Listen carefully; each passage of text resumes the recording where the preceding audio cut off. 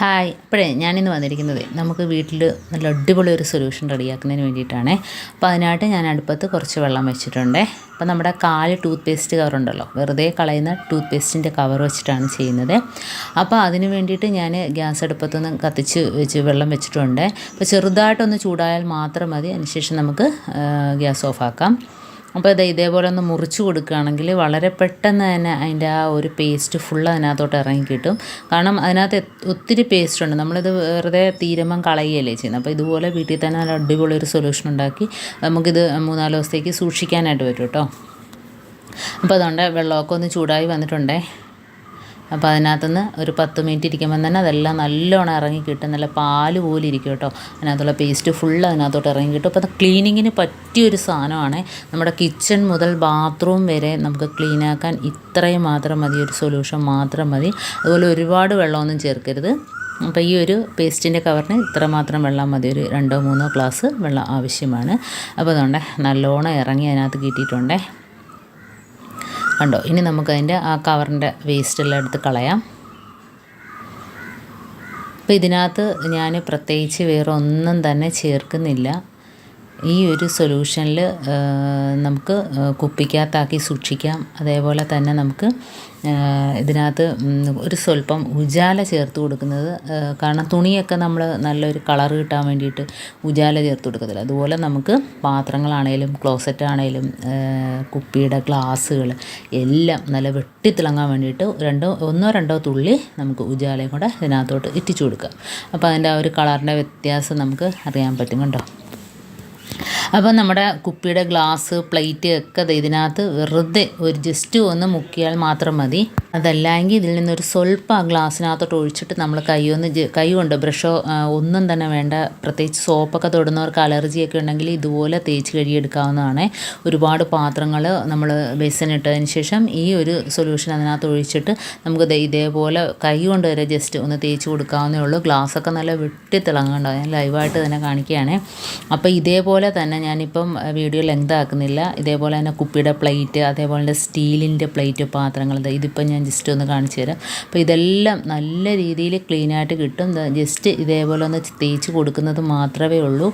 അപ്പം നമ്മൾ ഒരുപാട് പാത്രങ്ങളൊക്കെ നമുക്ക് തേച്ചിടുന്ന സമയത്ത് ഈ ഒരു സൊല്യൂഷൻ അതിൻ്റെ പുറത്തൊന്ന് സ്പ്രേ ചെയ്ത് കൊടുത്തതിന് ശേഷം കൈ കൊണ്ട് തന്നെ നമുക്ക് തേച്ചെടുക്കുമ്പോഴത്തേന് കണ്ടോ പെട്ടെന്ന് തന്നെ അതിൻ്റെ കറ ഇതെല്ലാം പോയിട്ട് കിട്ടും. അത്ര നല്ലൊരു ക്ലീനിങ്ങിന് പറ്റിയൊരു സാധനം തന്നെയാണ്. ഇപ്പോൾ ഞാൻ ഇതേപോലെ കുപ്പിയുടെ ചെവിട് മുറിച്ച ഒരു കുപ്പിയുണ്ട്, അതിനകത്ത് ഒഴിച്ചു കൊടുക്കുന്നതെന്ന് വെച്ചാൽ നമുക്ക് സ്പ്രേ ബോട്ടിലിനകത്തോട്ടൊക്കെ ഒഴിക്കുന്നതിന്, അതുപോലെ കുപ്പികളിലൊക്കെ ഒഴിക്കുന്നതിന് ഈ ഒരു പ്ലാസ്റ്റിക് കുപ്പിക്കകത്ത് ഒഴിച്ചതിന് ശേഷം ഒഴിക്കാൻ വളരെ ഈസിയാണ് കേട്ടോ. ഉണ്ടോ ഇതേപോലെ നമുക്ക് ഒട്ടും പുറത്തോട്ടൊന്നും പോവാതെ തന്നെ നമുക്ക് കൊച്ചു കുപ്പിയിലാണേലും ഒഴിക്കാനായിട്ട് പറ്റും. അപ്പോൾ അതിന് വേണ്ടിയിട്ടാണ് ഞാനിങ്ങനെ ചെയ്യുന്നത്. കണ്ടോ, ഇതിപ്പം നമുക്ക് സ്പ്രേ ബോട്ടിലിനകത്തോട്ടാക്കിയിട്ട് ആവശ്യത്തിന് എവിടെയൊക്കെയാണോ ഗ്യാസ് അടുപ്പ് ക്ലീൻ ആക്കണോ, അപ്പോൾ അത് ഇതേപോലെ ഒന്ന് സ്പ്രേ ചെയ്തിട്ടൊന്ന് തുടച്ചാൽ മാത്രം മതി. നല്ല രീതിയിൽ ക്ലീനായിട്ട് കിട്ടും. പ്രത്യേകിച്ച് ഈ ഒരു സ്മെല്ലടിച്ചിട്ട് അവിടെ പല്ലിയും പാറ്റയും ഒന്നും തന്നെ വരില്ല കേട്ടോ. പേസ്റ്റിൻ്റെ ഒരു സ്മെല്ലുള്ളത് കൊണ്ട് തന്നെയും അവിടെ ഒന്നും തന്നെ വരില്ല. അപ്പോൾ ഇതേപോലെ ഒന്ന് ആക്കിയിട്ട് ജസ്റ്റ് ഒരു തുണിയോ സ്പോഞ്ചോ വെച്ചൊന്ന് തുടച്ചാൽ മാത്രം മതി, ക്ലീനായിട്ട് കിട്ടും. കാരണം ഗ്യാസ് അടുപ്പ് നമ്മൾ എന്നും ഉപയോഗിക്കുന്നതല്ല, അതിൻ്റെ പുറത്തുള്ള എണ്ണമയവും മെഴുക്കും ഒക്കെ പോകുന്നതിന് വേണ്ടിയിട്ടും വെട്ടിത്തിളങ്ങുന്നതിന് വേണ്ടിയിട്ടും ഇതൊന്ന് ഒഴിച്ചാൽ മാത്രം മതി. അതുപോലെ തന്നെ സ്ലാബ്, പിന്നെ നമ്മുടെ കിച്ചൻ്റെ ടൈല് ഒക്കെ നമുക്ക് ഇതേപോലെ ഒന്ന് ജസ്റ്റ് ഒന്ന് ഒഴിച്ചു കൊടുത്തതിന് ശേഷം നമുക്ക് ഒന്ന് വെറുതെ കൈ കൊണ്ടൊന്ന് കഴുകിയിറക്കിയാൽ മാത്രം മതി. അതുപോലെ സിങ്ക് നല്ല രീതിയിൽ വെട്ടിത്തിളങ്ങും കേട്ടോ. അപ്പോൾ അതുകൊണ്ട് നല്ല മങ്ങിയ സിങ്കാണ്. അപ്പോൾ അതിനകത്തോട്ട് ഒഴിക്കുന്നത്, കാരണം ഈ ഒരു സൊല്യൂഷൻ അതിൻ്റെ ഉള്ളിൽ പോയി കഴിഞ്ഞാൽ പോലും അതിനകത്തുനിന്ന് വരുന്ന ചെറിയ പ്രാണികൾ പാറ്റകൾ എല്ലാം നശിച്ചു പോകും കേട്ടോ, ഈ ഒരു സ്മെല്ലടിച്ചിട്ട്. അപ്പോൾ ഇതേപോലെ നമുക്ക് സിങ്ക് ടാപ്പൊക്കെ നല്ല വെട്ടിത്തിളങ്ങും. അതുപോലെ ബാത്റൂമിൻ്റെ ടൈല്, ക്ലോസറ്റിൽ വെറുതെ ഒഴിച്ചിട്ട് നമുക്കൊന്ന് ഫ്ലഷ് അടിച്ച് കൊടുത്താൽ മാത്രം മതി, തേച്ച് കഴുകാനൊന്നും നിൽക്കണ്ട.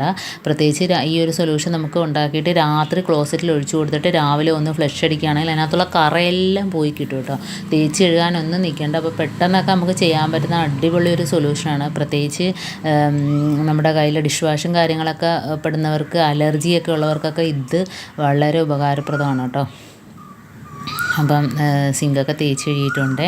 ഇനി നമുക്ക് ഇതേപോലെ തന്നെ വാഷ് ബേസിലും നല്ല കറയായിട്ട് കിടപ്പുണ്ട്. വാഷ് ബേസിലും ഇതുപോലെ കുറച്ച് ഒഴിച്ച് കൊടുത്തതിന് ശേഷം തേച്ച് കഴുകുകയാണെങ്കിൽ, തേച്ച് കഴുകേണ്ട, ജസ്റ്റ് ഒന്ന് തേച്ച് കൊടുത്താൽ മാത്രം മതി, നല്ല രീതിയിൽ ക്ലീനായിട്ട് കിട്ടും. അപ്പം അതുപോലെ തന്നെ ഇതുപോലെ കണ്ണടയൊക്കെ ഒഴിച്ചിട്ട് തുടച്ചു കൊടുക്കുകയാണെങ്കിൽ വെട്ടിത്തിളങ്ങും കേട്ടോ. അതുപോലെ തന്നെ നമ്മുടെ ഡൈനിങ് ടേബിൾ നമ്മൾ ഭക്ഷണം കഴിച്ചിട്ട് എണീക്കുമ്പോഴത്തേന് എത്രയൊക്കെ ആണെങ്കിലും നമ്മൾ തുടച്ച് വൃത്തിയാക്കിയിട്ടാലും ആ ഒരു സ്മെല്ല്, അതല്ലെങ്കിൽ ഈച്ച പ്രാണികളൊക്കെ വന്നിരിക്കുമല്ലോ, അപ്പോൾ അതൊന്നും വരില്ല. നമ്മൾ ഡൈനിങ് ടേബിളൊക്കെ ഒന്ന് തുടച്ച് ക്ലീനാക്കി ഇടുകയാണെങ്കിൽ. അതുപോലെ ഞാൻ പറഞ്ഞ കണക്ക് ക്ലോസറ്റിൽ ഒഴിച്ചിട്ടൊന്ന് ഫ്ലഷ് അടിക്കുക. അപ്പോൾ അതൊന്നും ഞാൻ വീഡിയോ ലെങ്ത് ആവുമെന്ന് വെച്ചിട്ട് കാണിക്കുന്നില്ല. അപ്പോൾ എല്ലാവരും ഇതുപോലെ ഒന്ന് ട്രൈ ചെയ്ത് നോക്കുക. വളരെ ഈസിയുള്ള നിസ്സാരമായ സാധനങ്ങൾ വെച്ചിട്ട് ചെയ്യാൻ പറ്റുന്ന ടിപ്പുകളാണ് ഞാൻ കാണിക്കുന്നത്. അപ്പോൾ ഇതിനു മുമ്പ് ഒരുപാട് ടിപ്സുകൾ ഞാൻ ഇതിനകത്തോട്ട് ഷെയർ ചെയ്തിട്ടുണ്ട്, ആവശ്യമുള്ളവർ കാണണം. ഇപ്പോൾ ദാണ്ട് നമ്മുടെ വാഷ് ബേസിലുള്ള ടാപ്പ്, അതായത് അതുപോലെ ഒന്ന് ജസ്റ്റ് ഒന്ന് തേച്ച് കൊടുത്താൽ മതി, ഉരച്ച് കഴുകുകയാണെന്ന് നിൽക്കേണ്ട. എന്നിട്ട് നമ്മൾ വെള്ളം ഒഴിച്ച് കൊടുക്കുമ്പം തന്നെ അതിൻ്റെ ആ ഒരു കറ, പിടിച്ചിരിക്കുന്ന കറ, അതാണ് ഇതിൻ്റെ ഒരു പ്രത്യേകത എന്ന് പറഞ്ഞാൽ. നമ്മുടെ പാത്രത്തിലാണെങ്കിലും ക്ലോസറ്റിലേക്ക് കറ ഇളക്കും പെട്ടെന്ന്. അതേപോലെ തന്നെ ഉണ്ട് ഡൈനിങ് ടേബിളിലൊക്കെ കുറച്ച് ഇതുപോലെ ഒഴിച്ചിട്ട് തുടച്ച് കൊടുക്കുക. അപ്പോൾ ഇന്ന് കാണിച്ച ഈ ടിപ്സ് നിങ്ങൾക്ക് ഇഷ്ടമാനിയായിരിക്കുന്നു. ഇത് നിങ്ങൾക്ക് യൂസ്ഫുള്ളായിട്ട് തോന്നിയിട്ടുണ്ടെങ്കിൽ ഒന്ന് ലൈക്ക് ചെയ്യുക, കമൻറ്റ് ചെയ്യുക, സബ്സ്ക്രൈബ് ചെയ്യുക. അതേപോലെ ബെല്ലൈക്കൻ എനേബിൾ ചെയ്യാനും മറക്കരുത്. എന്നാൽ മാത്രമേ ഞാനിടുന്ന ഓരോ വീഡിയോസ് നിങ്ങളുടെ മുമ്പിൽ നോട്ടിഫിക്കേഷനായി എത്തുകയുള്ളൂ. അപ്പോൾ ഇനി ഇതുപോലുള്ള നല്ല നല്ല ടിപ്സുകളുമായിട്ട് വീണ്ടും കാണാം. അതുവരേക്കും താങ്ക്സ് ഫോർ വാച്ചിങ്.